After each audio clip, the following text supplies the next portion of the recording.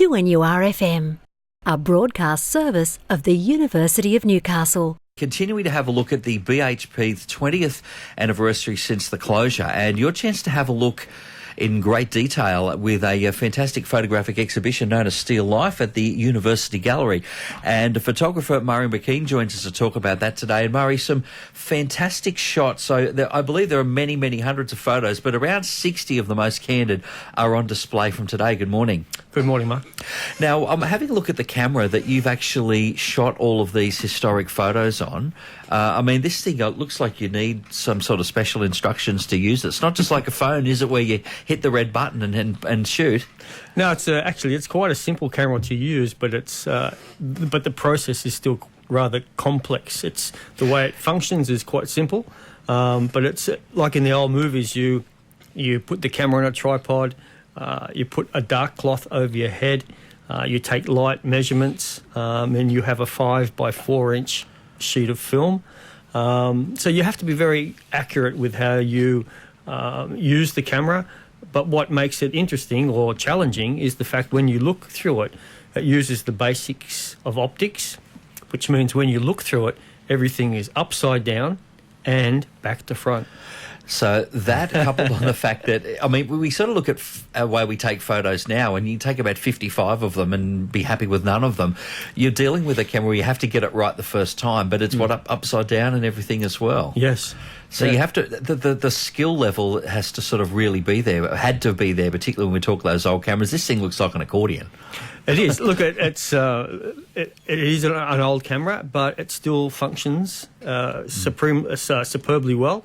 And the quality is unbelievable. So I'm more than happy to use it. But, getting film and processing and printing is not as easy as it used to be, that's for sure. Take us through the 60 or so shots that you've actually got in the Still Life photographic exhibition. There's some very candid shots there of the BHP. Okay, they were originally shown in 2003. At the Newcastle Regional Art Gallery and the Lovett Gallery. One was called Still Life, and the colour version was called Hot Slag, which was a great name. Yeah, I can see you laughing. But so Still Life was mainly done with this camera, predominantly black and white, and it depicts the 2 years of the demolition. So I recorded it with 35mm film as well, and this was my approach with an exhibition in mind, to film with this camera, go through the process of using cameras that photographers like Frank Hurley, Harold Casnew, David Moore used in their studies of the steelwork. So it was just a great experience, and I wouldn't change it for the world. Around about the time of the closure, and I guess this is probably a bit of an easy question to answer, but did yourself and others that were part of capturing some of those moments think that a couple of decades on it would still hold such a fond place for Novocastrians and those beyond as well? At the time, I thought it would, but having been contacted by so many people, hearing that it's on again, it will resonate with people of the hunter. Everyone has a father, a grandfather, or an uncle or a brother that worked there. I mean, the images aren't terribly uplifting, so you don't walk out with a big smile on your face. It's a sobering exhibition, and I feel that I've captured the demise of a steel plant, which was on our skyline for 85 years, dominant on our skyline. And to record it, I was very, very privileged, I feel.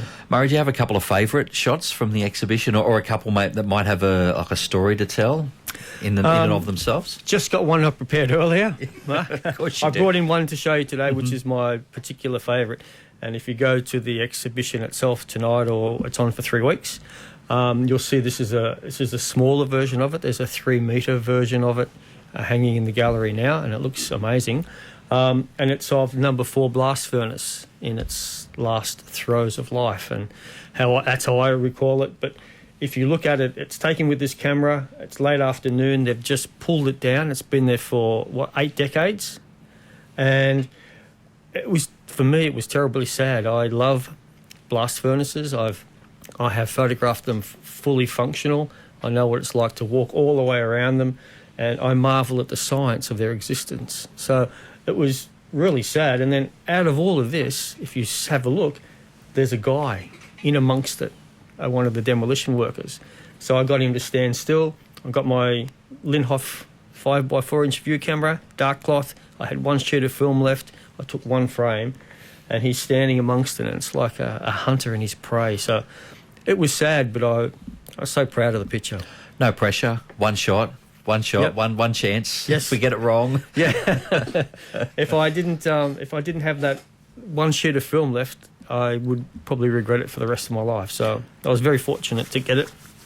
And I made sure the exposure was right. I processed it, and it was lovingly printed. So it's here for posterity. So Amazing stuff, and Thank on you. display for us as well, along with many other of those candid shots. It is the Still Life exhibition at the University of Newcastle Gallery. Photographer Murray McKean, thank you so much for the work taking those photos, but allowing them to be on display for us at the 20th anniversary of the BHP closure. Thank you. thank you, Mark, for having me.